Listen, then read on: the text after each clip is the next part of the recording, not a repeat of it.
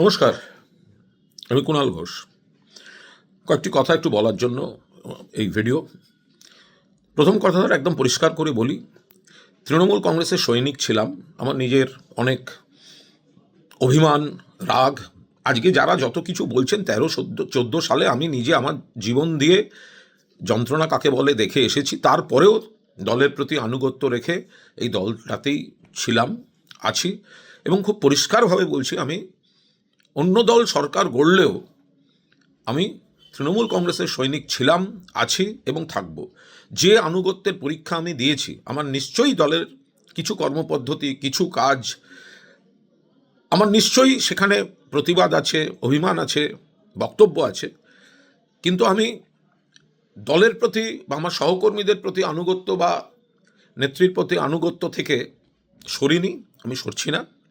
অন্য দল সরকার গড়বেন, কিন্তু আমি এই সব কথা বলার সময় এটা নয়, বা আমারও এটা ধাতে নেই যে আমি এখন অন্যরকম বিরাট কোনো অবস্থান বা আমি রাজনীতি ছেড়ে দিচ্ছি, চলে গেলাম কারণ আমি এত সমালোচিত হই বা এই হই তাই হই, অমুক তমুক। আমি এসব পার্টি নই। আমি তৃণমূল কংগ্রেসে থাকব, তৃণমূল কংগ্রেসে আছি।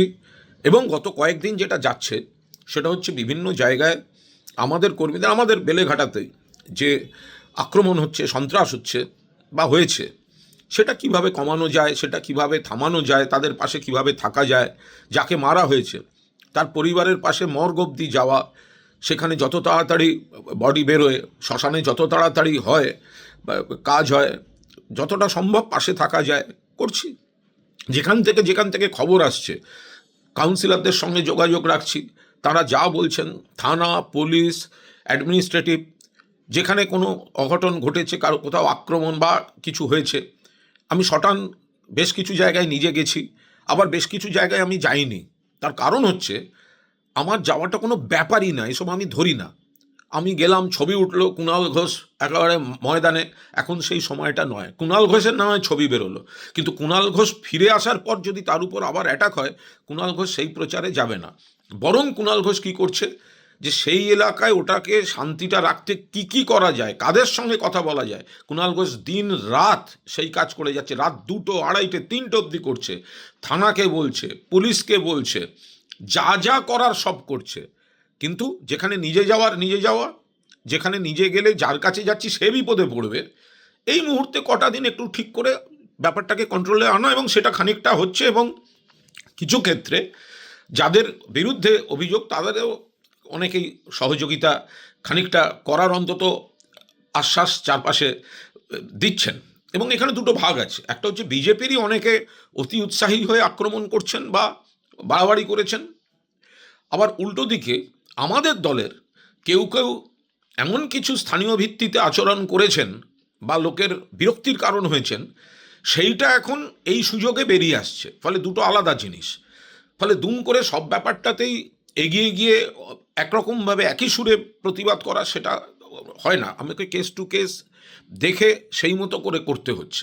যেখানে আমাদেরই কোনো দোষ ছিল, সেখানকার প্রতিবাদ বা সেখানকার রিয়াকশান একরকম, আবার যেখানে অতি উৎসাহে বাড়াবাড়ি করছে সেটা একরকম। 2021 সালে কি হয়েছে, আমি নিজে এই মানিকতলা এলাকার একাধিক বিজেপি কর্মীকে নিজে দাঁড়িয়ে থেকে বাড়ি পৌঁছে দিয়ে এসেছি, বাড়িতে ঢুকে বাকি তৃণমূল কর্মীদের বলে দিয়ে এসেছি। ফলে আমি পুরোদস্তুর এর মধ্যে আছি। আজকে যদি আমাকে অনেকে কেউ বলেন আপনি তো ভোটের সময় এই বলেছিলেন ওই বলেছিলেন, আরে ভাই, আমি একটা দলের মুখপাত্র, আমাকে শেষ দিন অবধি সেটাই সেইভাবে বলতে হবে যাতে আমার দলের কর্মীরা চাঙ্গা থাকেন। সব দলের মুখপাত্রদেরই সেটা কাজ, সেটা কর্তব্য, তাকে থাকতে হয়, তাকে বলতে হবে, এবং এই বাতাবরণটা রাখতে হবে আত্মবিশ্বাসী ইত্যাদি।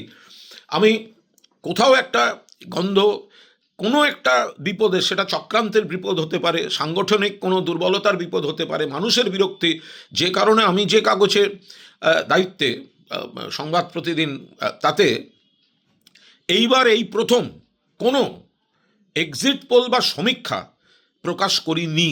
কারণ আমি সাংবাদিকতা এবং রাজনীতি মিলে কিছু গন্ধ বুঝি, যেটা আমি প্রকাশ করিনি। হয়তো এরকম আমি গন্ধ পেয়েছি যে এমন কিছু বিজেপি করবে যেটা আমরা সামাল নাও দিতে পারি, সেক্ষেত্রে আমাদের সমীক্ষার সঙ্গে ভোটের ফলাফল মিলবে না। তো আমি যা করেছি আমার কর্তব্যে করেছি। এবার কেউ যদি আমাকে মনে করেন গালমন্দ করবেন, এগুলো আমার কিচ্ছু এসে যায় না। আমি আমার কর্তব্য করেছি, আমি যেখানে দাঁড়িয়ে আছি করেছি, এবং এখনও আমি তৃণমূল কংগ্রেসেই আছি, তৃণমূল কংগ্রেসেই থাকব। আমি কর্মীদের পাশে থাকব, পাশে আছি। গত কয়েকদিন মানে দিন রাত সেই প্রসেস চালিয়ে যাচ্ছি, এবং সেখানে আমাদের কাউন্সিলর বা আমাদের যারা বেলেঘাটা কেন্দ্রে অন্য নেতারা আছেন, যাদের যাদের যা যা খবর পাচ্ছি আমি অ্যাকশান নিচ্ছি। হয়তো কিছু খবর আমি পাচ্ছি না, সেগুলো আমি যোগাযোগ করার চেষ্টা করছি, এবং অন্য জেলা থেকে যারা যারা আমায় যা যা বলছেন আমি সঙ্গে সঙ্গে প্রপার জায়গায় কমিউনিকেট করছি। সেটা অ্যাডমিনিস্ট্রেশন হতে পারে, সেটা আমাদের দলীয় নেতৃত্ব হতে পারে, এটা আমার কর্তব্য। ফলে আমি ওই রাজনীতি ছেড়ে দিলাম, বসে গেলাম, আমি ট্রোলড হলাম। আরে আমি 13-14 দেখে এসেছি, একা লড়াই একা লড়েছি। গত 3বার হয়তো আমি একটু বেসুরো কথা বলেছি বলে 2-3বার আমাকে দল সাসপেন্ড পর্যন্ত করেছে। তো ফলে আমি কুণাল ঘোষ এইসব একটা, হ্যাঁ সরকার, আমরা একটা সময় এইসব এলাকায় রাজনীতি করেছি, তখন সিপিএমের পুরোদস্তুর সরকার ছিল। পরবর্তীকালে আমি সাংবাদিকতা করতে গেছি, পুরোদস্তুর সিপিএমের, এখানে আমরা দেখেছি সিপিএমের তাণ্ডব কী জিনিস। ফলে পুলিশ পেছনে নিয়ে, প্রশাসন পেছনে নিয়ে পলিটিক্স কুণাল ঘোষ করেনি, কুণাল ঘোষ করবে না। কুণাল ঘোষ একটা টিম নিয়ে, সহকর্মীদের নিয়ে মানুষের কাছে দাঁড়িয়ে জনসংযোগ রাখা কুণাল ঘোষ পছন্দ করে। আমি নানা কাজ করে এসেছি, রক্তদান থেকে শুরু করে, সামাজিক অনুষ্ঠান থেকে শুরু করে, ক্লাব, ক্রিকেট, ফুটবল, পুজো, ঈদ, আমি আমার মতো চেষ্টা করেছি। বেলেঘাটার মানুষকে ধন্যবাদ। এর মধ্যেও আমাকে তারা জয়লাভ করিয়েছেন। আমার এই অয়ন চক্রবর্তী, আমার নির্বাচনী প্রধান এজেন্ট, মৃত্যুঞ্জয় পাল, শক্তিপ্রতাপ সিং, সুশান্ত থেকে শুরু করে আমাদের যারা অক্লান্ত পরিশ্রম করেছে, আগলে রেখেছে ওয়ার্ডে ওয়ার্ডে, 8টা ওয়ার্ডে, সেখানে কাউন্সিলররাও রয়েছেন, আমি তাদের প্রতি কৃতজ্ঞ। কিন্তু আজ অনেকের মধ্যে একটা ছটফটানি দেখছি। সরকারটা যেই একটা বদল, একটা বিরাট ছটফটানি, যে আজ তৃণমূলের এই খারাপ, ওই পাড়ায় কী খারাপ বলছো ভাই তৃণমূলের, আমার থেকে বেশি কেউ বলেছে, আজব কথা। তখন আমি কাউকে পাশে পাইনি। আজকে এইসব গপ্প শুনে আমায় লাভ আছে, কিন্তু আমি দলের প্রতি আনুগত্য দেখাতে কোথাও পিছিয়ে যাইনি। যেদিনকে আমায় ওই যেটা আমাকে ট্রোল করতে দেখানো হয়, ওই পুলিশের ভ্যান ইত্যাদি, আমি সেদিনকেও আমার চাঁদাটা আমি দলকে দিয়েছি। কারণ আমার অভিমান বা রাগ যদি 2-3 জনের উপর হয়, আমি গোটা দলটা থেকে আমি কেন চলে যাব, কেন আমি তাদের সঙ্গে থেকে আমি করে যাব। আমি এই দল বা এই তৃণমূল কংগ্রেসের ক্ষমতায় আসার পেছনে আমিও তো কাঠবিড়ালি ছিলাম। ফলে আমি কোনো জায়গায় 1 ইঞ্চি পিছিয়ে যাচ্ছি না। আমি নেত্রী মমতা বন্দ্যোপাধ্যায় যে শক্তিটা তৈরি করেছেন, এর মধ্যে অনেক ঠিক আছে, এর মধ্যে আমাদের মধ্যে আত্মবিশ্লেষণ দরকার। অনেক ভুল আছে, এবং বিজেপির নির্বাচন কমিশনকে দিয়ে আপনি ষড়যন্ত্র বলুন, যা বলুন, ইত্যাদি বলুন, আমি সবকটা এগ্রি করি। আমি নিজে সাক্ষী, আমাকে ধাক্কা মারতে মারতে বার করে নিয়ে যাওয়া হচ্ছিল কাউন্টিং এজেন্ট এরিয়া থেকে।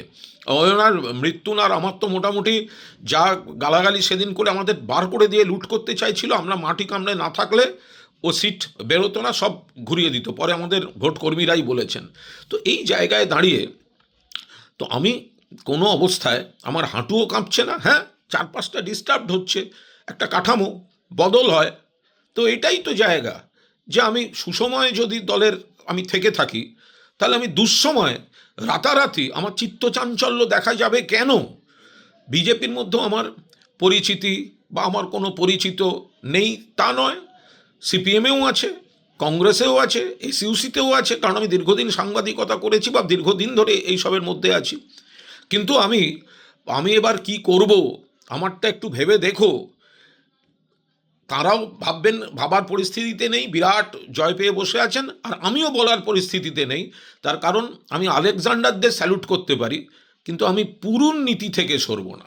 ফলে সেই জায়গায় দাঁড়িয়ে আমি সবাই শান্তিতে থাকুন, শান্তি রাখুন, এবং তৃণমূল কংগ্রেস পরিবারকে আমি অনুরোধ করব, এটা একটা চ্যালেঞ্জিং পিরিয়ড, একসঙ্গে থাকব, চিত্তচাঞ্চল্য যাদের ঘটছে ঘটুক, কেউ যদি চলে যেতে চায় একবার বোঝাবেন, নইলে বোঝাবারও প্রয়োজন নেই। আমরা সামনে আরও সময় আছে, আমাদেরও দোষ ত্রুটি ছিল, এখন হাওয়া মোড়ক যেগুলো সব পরে এসে জুটেছিল, তো সেগুলো এই হাওয়ায় সব রং বদলাতে শুরু করেছে, তো বদলে নিক, চলে যাক, কী আছে, বিজেপি 2 দিন বাদে বুঝবে এই ধান্দাবাজিরা হাওয়া এসছিল, আবার ওদের কাছে গিয়ে ভিড় করছে। সোমবার দিন রাতারাতি, সোমবারের পর যারা রাতারাতি কয়েক ঘন্টার মধ্যে বিজেপি হচ্ছে, তো তারা যে বিজেপির কত বড় সম্পদ হবে, বিজেপির নেতারা সেগুলো ভেবে দেখুন। এই ভুল তৃণমূলের কেউ কেউ করিয়ে দিয়ে গেছেন, তো বিজেপি ঠিক করুক তাদের, কিন্তু আমার এসব হেডেকের বিষয় নয়। আমি আগামী রাজনীতি কি হবে, কোন দিকে যাবে, তৃণমূল কতটা লড়বে, এটা তো আলাদা পার্ট। আমি অত লং টার্ম, আমি অত বড় নেতা নই, কিন্তু আমি আবার মাটির গন্ধ খানিকটা অভিজ্ঞতা থেকে বুঝি।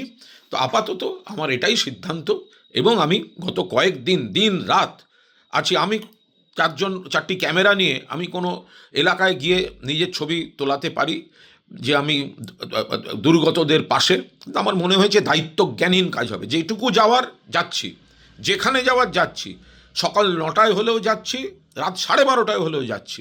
বাকিটা পুলিশ প্রশাসন দিয়ে। আগে আমার কাজ কর্মীদের পরিস্থিতিটাকে ঠান্ডা করা, তারপরে আবার দলীয় রাজনীতিতে আস্তে আস্তে কাজকর্ম সামাজিক শুরু করা, প্রাথমিক উত্তেজনাগুলো ঠান্ডা করা। বিজেপিকেও অনুরোধ করব, সিপিএমকে অনুরোধ করব, আরে আপনাদের হলো লেনিন মূর্তি যতদিন মমতা বন্দ্যোপাধ্যায় তৃণমূল কংগ্রেস সরকার ছিল কেউ হাত দেয়নি, যেভাবে ভাঙা হয়েছে, এখন আপনারা নিজের নাক কেটে পরের যাত্রা ভঙ্গ করতে গিয়ে কি করেছেন সেগুলো সব দেখুন। আপনাদের লেনিন মূর্তিও কেউ ভাঙেনি, লেনিন সরণির রাস্তার নামও পরিবর্তন হয়নি। এবার দেখুন, শুধু তৃণমূলের পেছনে কথা বলে মজা দেখে তো সময় কাটালেন, বাকিটা হবে।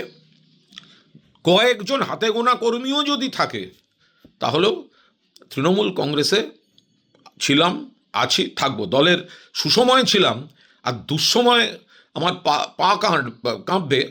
হ্যাঁ, আমার ফুটবল খেলতে গিয়ে পা ভেঙেছে, কিন্তু ভোটের রেজাল্ট দেখে পা কাঁপার ছেলে কুণাল ঘোষ নয়। বড়দের প্রণাম। বেলেঘাটায় কাজ করার চেষ্টা করব, উন্নয়নের কাজ করার চেষ্টা করব, দল মত নির্বিশেষে।